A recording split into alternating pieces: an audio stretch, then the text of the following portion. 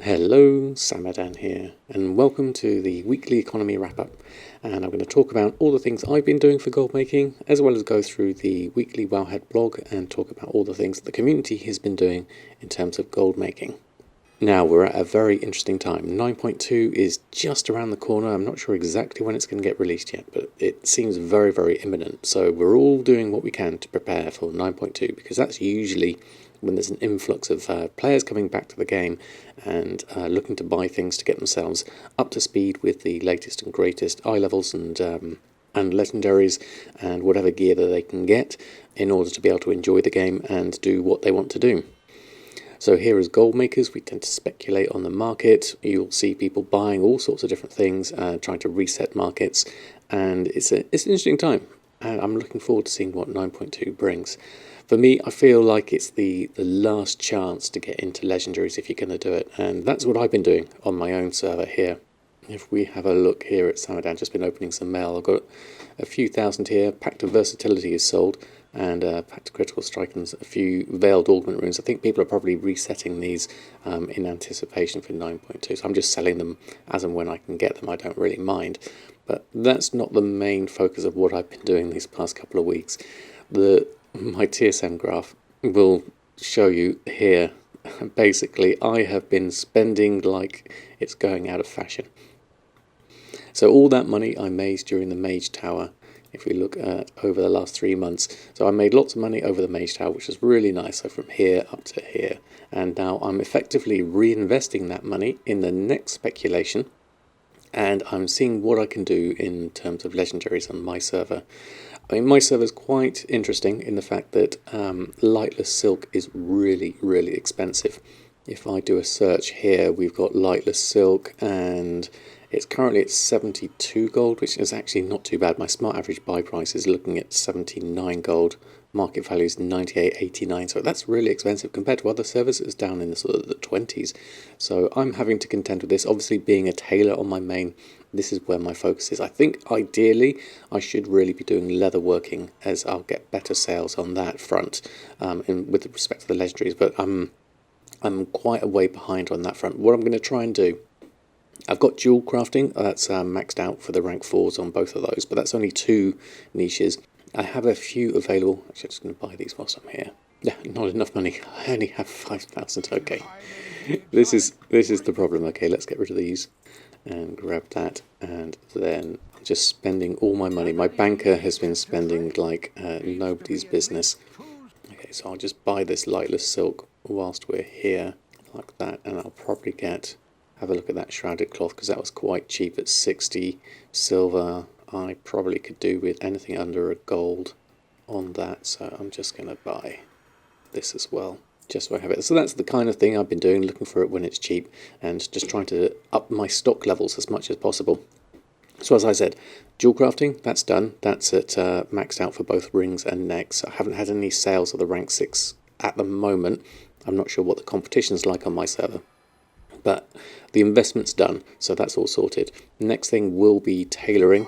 If I look at tailoring, I've only got 4 maxed out, so mittens, braces, and shoulders. Of the main slots, though, I don't really have a lot here. The cape is a good one, that's always been a good seller. Belt, I'm not so sure about, because of the Covenant being defaulting to the belt quite easily for people. So the next things I'm going to be looking at will be the pants. I'm on my way there, 33% of 150. The robe would be next, and then probably the hood would be my next investments there on that front. Although I'm not sure whether to invest in that for the tailoring, or whether to diversify more and maybe get my leather working up and maybe do a couple of slots in that. It all really depends on the materials I have available to me and the gold I have available to me. I mean, as we saw, I am rapidly gone down. I'm at 4 million total at the moment, and I am considering, as another thing I've been thinking about, is whether to split accounts. So I've been thinking whether to actually get a second WoW account and move 2 characters over to that, so I could have 2 WoWs running at the same time and list on the same server, listing the same listing my auctions at the same time. Because for me, as I guess it is with many other people, is you're limited on time. I only have a certain amount of time to list my auctions, and the whole waiting for things to open in the mail. If I could flip over to another WoW account and start opening mail on another account, or start listing auctions on another account, and flipping between the two of those, that would probably be an effective use of my time. But it would cost me about 2.5 million gold to do that right now, which is what's putting me off at the moment, because that's not necessarily gold I'm going to see a return on. It just does make it a bit more efficient from a time point of view. So there are things to consider, but that's me and my gold making at the moment. So investing heavily into legendaries, doing what I can in what slots. I'll not be able to get every slot with the gold I have. It's just way too expensive, but I'll see if I can make some sales and then start reinvesting that money back in and see how it goes. This is kind of the last chance saloon, as it were, for legendaries. After this, and once 10.0 comes out, all that money is gone, because people are unlikely to be investing into those again, and a new system will be out.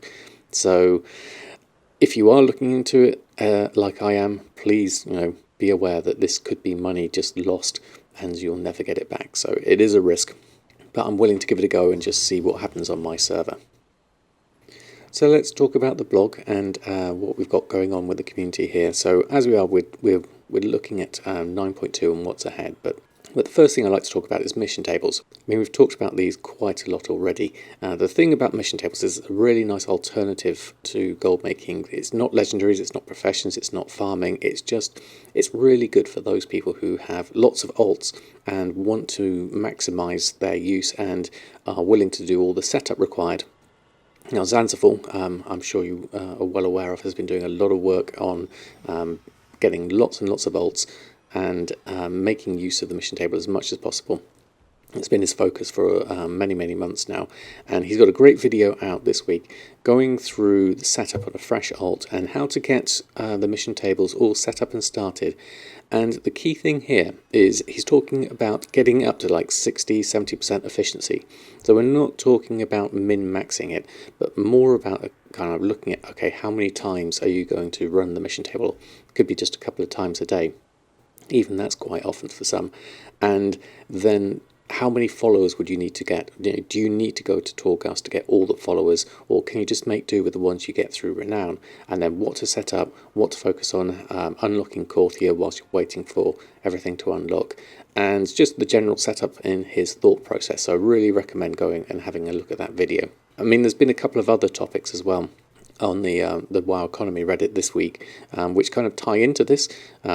People have been asking about the anima rewards you get with your mission table, because you only get a couple to start with, and then it increases the amount depending on how you've upgraded all your buildings, and so you can get so you get an additional anima item basically for each tier that you level up your Covenant Sanctum buildings. So this is kind of the key to it. You start off with 2, and then you can get up to about 4 or 5, I think it is. This is mainly important if you're looking to run at anima neutral. So the anima you're getting back from your missions is enough to pay for your gold missions, and so you feed those back into each other so that you don't have to go out and collect as much anima in the world, and therefore just saving you some time. So it's a slightly different take on the min-maxing of the mission tables, but it's another layer you can go to depending on how invested you are in that particular alt's mission table. I mean, especially for your main, I'd say this is definitely worth it. It depends on how much anima you have spare in order to upgrade your Covenant Sanctum buildings, because it's quite expensive. The question here is, for most people, you won't see the return on investment, but God is Pizza has an alternative to that, saying that basically, yes, it might be worth it, especially as you get in the teleport, and you actually get more anima through just daily running around Courtier and looting treasures and stuff. They've got an example here that instead of getting 1,200 anima without upgraded, they get about 3,000 anima. It all depends on what you're doing with this character. So from their point of view, they say yes, invest in the buildings, and from this point of view, say it's questionable as to whether it's worth it. So a couple of different points of view in there. So that's something to consider when you're looking at your mission tables. There's another thing that was discussed, and that was the power of the different covenants. Obviously, a lot of people talk about Night Fae being the most powerful. Rest in Beats here was talking about, well, the Maltraxxus actual followers are really powerful. and was questioning whether the Maldraxxus mission table was better than the Night Fae ones. The general response, though, is that the Necrolord champions are better, but the Night Fae troops are better. So those are the ones that tend to carry your missions through, and the Night Fae ones are clearly much better. You've got one that heals and ones that reduce damage, and ones that damage everything as well. So it's a really nice combination of troops there for Night Fae, which is why in general most people go for Night Fae when they're thinking just mission tables at this point. This is all about setting up your alts mission tables, and then they go into more detail here on this post, talking about the troops carry the table, which is what I was talking about here. So that's the general consensus here. And then there's further discussion about the most optimal way of having Night Fae table with level 60 troops. Now this, if you're really looking to min-max your mission tables, is where it starts to get into the nitty-gritty of things. If you've got a fresh alt and you want to get your troops and your Night Fae, and you want to get your troops up to level 60, what you need to do is only unlock one follower, and then power that follower using all the XP tokens you have and ones you can send from other characters to power level that one follower up to 60, and then all your troops will be level 60. Now, when you get more followers, those troops won't downgrade, so they stay at level 60. So you've got the maximum level troops, and those troops will carry the rest of your followers through. So then you can go on and collect all your other followers, and then use a single one of those and the rest of them troops to carry the missions forward. So it's a real min-max way of sort of cheesing the system, as you will. But it's not essential, as Zanzibar was talking about in the video above. If you're looking to just get 60-70% efficiency, you don't necessarily have to do that. Just get maybe a few followers up just through renown, and that should be easy enough to carry the gold missions through. It's not necessary to have max level followers and troops in order to start making gold. It's all about your campaign level of your mission tables. Zanzibar in the video talks about getting up to at least 11. I've also heard that getting up to 16 gives you the best rewards. So 11 to start making gold, and then 16 to start getting some decent rewards is the general consensus. That's what I've been following anyway in my own mission tables. So there's a lot to it. There's a lot of setup with mission tables, but if you're looking to make enough gold for a token and you've got a few alts, it doesn't have to be a lot, maybe sort of 3 or 4. You can start using those to churn through gold, and if you're selling the materials that you collect and you don't mind running them through and getting some anima from time to time, it's a really nice way to make gold. I'd certainly use it as an alternative if you're not that much into professions, or certainly legendaries. And that's what I love about gold making. There's always different ways of making gold, and this one is certainly viable if you're just talking about token levels of gold. So I highly recommend it if you haven't done it and you're looking to do something with your mission tables. So moving on to the next topic. Now this one's another interesting one, going on from my stockpiling for legendaries. User Stos915 was talking about what they're doing to anticipate potential sales in 9.2 when it comes out. So this is looking at mainly consumables and things that people might want, flasks and pots and things like that are potentially very cheap now as there's less demand for them, and then once a new season starts, a new raid starts, everyone's going for flasks and pots and consumables. So they're looking at maybe what they can invest in now and getting ready for when 9.2 comes out. It is a bit of a risk because you may be investing in materials or things that are in less demand, or that some of the returning players already have a stockpile of and they don't need them. And so prices will spike and fluctuate, and it's going to be very much server dependent. But this is an interesting list of things to look out for that they've currently got stockpiled. And there's going to be a couple of nice responses as well in terms of like consumable prices will spike for a short while, but they won't change much necessarily, which is a good point of view.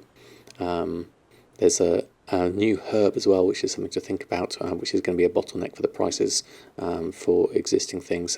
The other suggestion here is materials used for legendaries and crafters mark gear, which I think is a very sensible decision here, especially in things like the ores and materials, like say look at Korthite crystals and the ores that are zone specific, and anything that's specific to say Korthia, that players are going to be in the new zone, that there's a new hub, so what's available in that new hub, that's what everyone's going to have.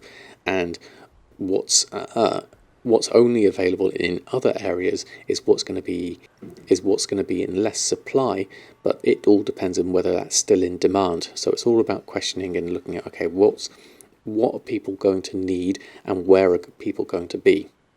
So that's the kind of questions I would ask, certainly.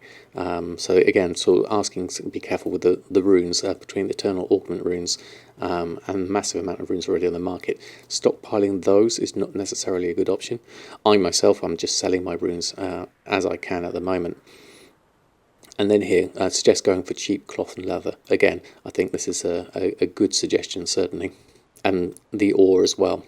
Which moves on to a great video by Penguin, what she's going through in terms of stockpiling. And this is a kind of like a series of videos, so there's another couple of videos that go before this that I really recommend having a look at as well in terms of preparation for 9.2. This one's specifically about material stockpiling, in particular the cloth and the ores, so have a look at this video because it goes through what Penguin's doing. And I find myself in a very similar position here. I'm not quite as many materials as Penguin has on my little server. I think we're a lot more limited and smaller scale. So it's interesting to see what other gold makers are doing. So there's lots of suggestions there in terms of what to look out for and invest in and stockpile ready for gold making in the next phase. It's all about anticipating these peaks and these troughs and going for what you think people might want. So then we move on to another, a nice little niche. I love these niche little markets of obscure items that people who are after certain specific things need very specific items. And this one, we talked about the bauble worms when they first came out. Jedi Dragoon has a really nice video just going through what they do to collect the frayed knot, which is a grey item you need for the turquoise bauble worm. So here's a frayed knot, and this is the turquoise bauble worm. And so they've gone through what they do, where they go, and how to pickpocket that from certain items. And these are grey items, which is, if you've got an add-on that automatically sells you grey items, watch out, because you've probably been vendoring these. And they can be worth a fair amount. I think the frayed knot was going for about 7,000 gold, according to Jedi Dragoon, so that was really nice. Obviously, there's a link here to the Wowhead blog where we initially reported on the bauble worms, and there's a TSM group in that article if you want to look out for these on the auction house. But Hyacinth, in the comments for the several of the worms, has put together a guide all about where to get all these various things, not just the frayed knot, which is down here, but all the other things, and look at all these grey items and where to get them. So these are probably, well, check your server really to see what the prices are for them, but have a look for each of these items. Consider maybe going out and farming a few of them, because these are lovely little niches that your server may be lacking in, and you'll be able to maybe make some profit on. And then it's not just the items themselves. Look at the actual bauble worm pets and see if you can collect the items, get the bauble worm itself, and then sell it. So there's a lot of options there, just a nice bit of variety. And this is the perfect time of an expansion to do things where things are quieting down and people are looking for alternative things to do. They still love running around World of Warcraft, as we all do, and are looking for sort of other sort of side quests and things to do to complete their collections. So watch out for that one if you haven't already gotten into that market. So that's pretty much the Wowhead blog this week. I try to have a little bit of variety in this one and not talk all about legendaries, because that's not the one and only way to make gold. It's the headline one, and it makes a lot of gold for some people. But there's niches, there's material stockpiling, and there's alternatives like the mission tables. So I think hopefully there's a bit of something for everyone there. So I hope you enjoyed this video. Until next time, happy gold making, and I'll see you very soon.